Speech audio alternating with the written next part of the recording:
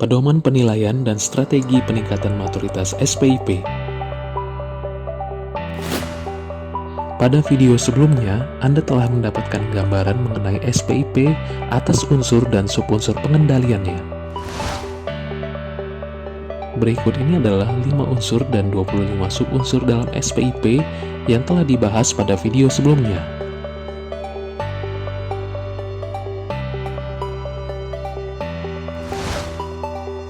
Pada video kali ini, Anda akan mendapatkan gambaran mengenai konsep penilaian maturitas SPIP. Maturitas berasal dari kata maturity. Secara harfiah, kata ini berarti kematangan dalam bahasa Indonesia. Berbicara mengenai kematangan, mungkin Anda cukup familiar dengan 5 tingkat kematangan state, yaitu rare, medium, medium well, dan well done. Kelima tingkat kematangan ini memiliki karakteristik yang berbeda-beda, sama halnya dengan maturitas SPIP. Di dalamnya terdapat tingkatan tertentu dengan karakteristik yang berbeda satu sama lain. Menurut IIA, model maturitas menggambarkan tahapan proses yang diyakini akan mengarahkan pada output dan outcome yang lebih baik. Maturitas yang rendah mencerminkan kemungkinan yang lebih rendah dalam mencapai tujuan, sedangkan tingkat maturitas yang lebih tinggi mencerminkan kemungkinan keberhasilan yang lebih tinggi pula.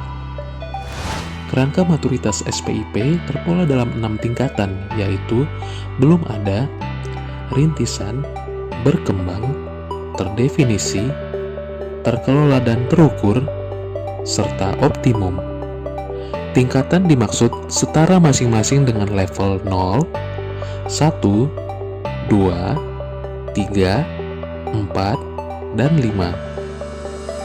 Setiap tingkat maturitas mempunyai karakteristik dasar yang menunjukkan peran atau kapabilitas penyelenggaraan SPIP dalam mendukung pencapaian tujuan instansi pemerintah. Apa saja karakteristik masing-masing tingkatan maturitas SPIP? Berikut pembahasannya. Tingkat 0 atau belum ada. Pada bagian ini, organisasi sama sekali belum memiliki kebijakan dan prosedur yang diperlukan untuk melaksanakan praktik-praktik pengendalian intern. Selanjutnya, tingkat 1 atau rintisan. Terdapat praktik pengendalian intern, namun pendekatan risiko dan pengendalian yang diperlukan masih bersifat ad hoc dan tidak terorganisasi dengan baik. Tidak ada komunikasi dan pemantauan, sehingga kelemahan tidak diidentifikasi. Dalam tingkatan ini, artinya organisasi telah memiliki kebijakan pengendalian intern, sehingga dapat disimpulkan bahwa kebijakan merupakan kata kunci yang harus diingat dalam pemahaman konsep tingkat 1. Tingkat 2 atau berkembang. Organisasi telah melaksanakan praktik pengendalian intern, namun tidak terdokumentasi dengan baik dan pelaksanaannya sangat tergantung pada individu dan belum melibatkan semua unit organisasi. Efektivitas pengendalian belum dievaluasi, sehingga banyak terjadi kelemahan yang belum ditangani secara memadai. Dalam tingkatan ini, artinya organisasi telah memiliki kebijakan pengendalian intern dan telah melakukan sosialisasi atau pengomunikasian, sehingga dapat disimpulkan bahwa sosialisasi atau pengomunikasian merupakan kata kunci yang harus diingat dalam pemahaman konsep tingkat 2. Tingkat 3 atau terdefinisi. Organisasi telah melaksanakan praktik pengendalian intern dan terdokumentasi dengan baik. Namun, evaluasi atas pengendalian intern dilakukan tanpa dokumentasi yang memadai. Dalam tingkatan ini, artinya organisasi telah memiliki dan mengomunikasikan kebijakan pengendalian intern serta telah mengimplementasikan pengendalian berdasarkan ketentuan kebijakan yang dimiliki tersebut. Sehingga dapat disimpulkan bahwa implementasi merupakan kata kunci yang harus diingat dalam pemahaman konsep tingkat 3. Tingkat 4, terkelola dan terukur. Organisasi telah menerapkan pengendalian intern yang efektif. Masing-masing personel pelaksana kegiatan selalu mengendalikan kegiatan pada pencapaian tujuan kegiatan itu sendiri maupun tujuan dari organisasi. Dalam tingkatan ini, artinya organisasi telah melakukan evaluasi secara formal dan terdokumentasi atas praktik pengendalian intern. Sehingga dapat disimpulkan bahwa evaluasi merupakan kata kunci yang harus diingat dalam pemahaman konsep tingkat 4. Tingkat 5 atau optimum. Organisasi telah menerapkan pengendalian intern yang berkelanjutan, terintegrasi dalam pelaksanaan kegiatan yang didukung oleh pemantauan otomatis menggunakan aplikasi komputer. Sehingga dapat disimpulkan bahwa pemantauan otomatis merupakan kata kunci yang harus diingat dalam pemahaman konsep tingkat 5. Konsep tingkat kematangan ini kemudian diaplikasikan ke 25 subunsur SPIP. Sebagaimana telah ditetapkan dalam Peraturan Kepala BPKP Nomor 4 Tahun 2016 tentang pedoman penilaian strategi peningkatan maturitas SPIP, untuk mendapatkan nilai maturitas, masing-masing subunsur harus dinilai tingkatnya, dikalikan sesuai pembuatan, dan kemudian dijumlahkan. Hasil penjumlahan yang diperoleh dapat disimpulkan sebagai berikut. Tingkat maturitas belum ada, interval skor kurang dari 1. Rintisan 1 sampai dengan kurang dari 2. Berkembang 2 sampai dengan kurang dari 3. Terdefinisi 3 sampai dengan kurang dari 4. Terkelola dan terukur 4 sampai dengan kurang dari 4,5. Tingkat maturitas yang terakhir optimum, interval skor antara 4,5 sampai dengan 5. Setelah memahami konsep maturitas dan kata kunci di masing-masing tingkatan, pemahaman atas penjelasan parameter dan pembuktian maturitas SPIP sebagaimana diatur dalam lampiran Perka 4 tahun 2016 akan menjadi lebih mudah. Namun, sebelum melangkah ke pemenuhan bukti, Anda harus mengetahui langkah-langkah dalam pelaksanaan penilaian maturitas SPIP. Penilaian maturitas SPIP terdiri dari 3 tahapan, yaitu perencanaan, pelaksanaan, dan pelaporan.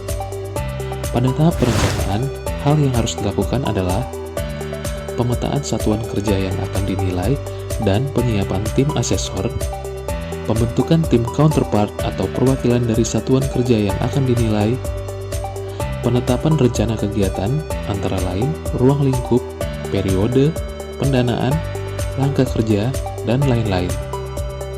Presentasi awal atau diseminasi dan penyampaian rencana kegiatan serta koreksi jika terdapat perubahan.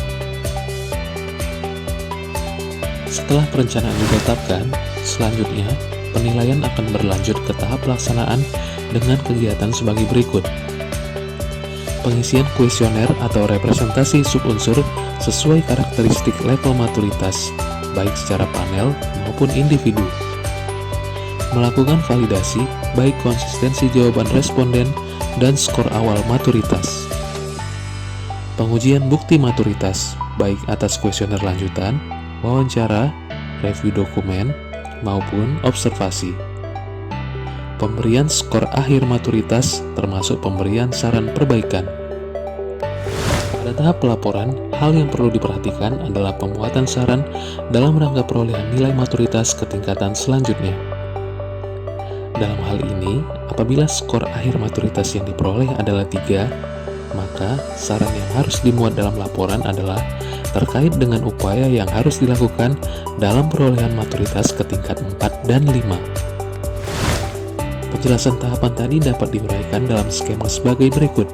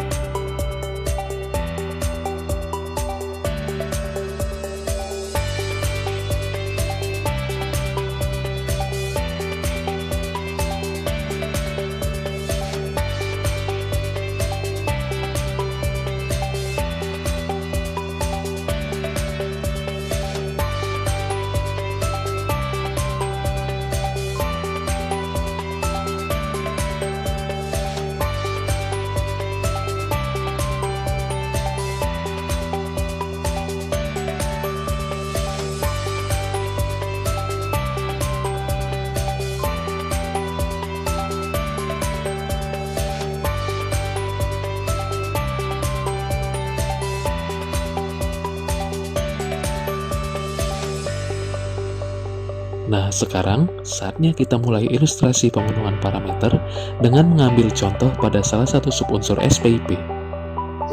Sesuai dengan tabel di atas, perwujudan peran APIP yang efektif merupakan subunsur SPIP yang ke-7. Sesuai dengan konsep tingkat 1, kata kunci yang perlu diingat adalah kebijakan. Kata kunci ini akan membantu pemahaman dalam menginterpretasikan penjelasan yang terdapat dalam kolom pengukuran parameter serta bukti fisik sebagaimana diuraikan dalam kolom responden atau alamat data. Teknik pengumpulan data dalam tingkatan ini terdiri dari dua jenis, yaitu D, yang merupakan singkatan dari dokumen, dan W, yang merupakan singkatan dari wawancara. Kode referensi D.1.7.1.1 dapat dibaca sebagai berikut. D. Dokumen. Karakter kedua, 1. Unsur 1, yaitu lingkungan pengendalian. Karakter ketiga, 7, atau subunsur 7 lingkungan pengendalian, yaitu perwujudan peran APIP yang efektif. Karakter keempat, tingkat 1, yaitu bukti kebijakan. Karakter kelima, appendix atau urutan 1 dalam pembuktian data pendukung maturitas dalam tingkat maturitas yang berkenaan. Masih pada tabel yang sama, kode referensi W.1.7.1.1 dapat dibaca sebagai berikut. Karakter pertama, W, hasil wawancara.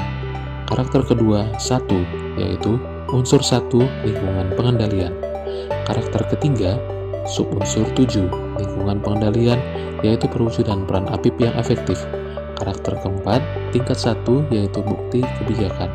Karakter kelima, appendix atau urutan 1 dalam pembuktian data pendukung maturitas dalam tingkat maturitas yang berkenaan.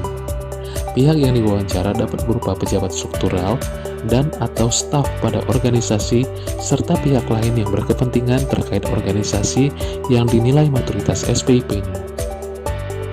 Tabel selanjutnya, sesuai dengan konsep tingkat 2, kata kunci yang perlu diingat adalah pengomunikasian.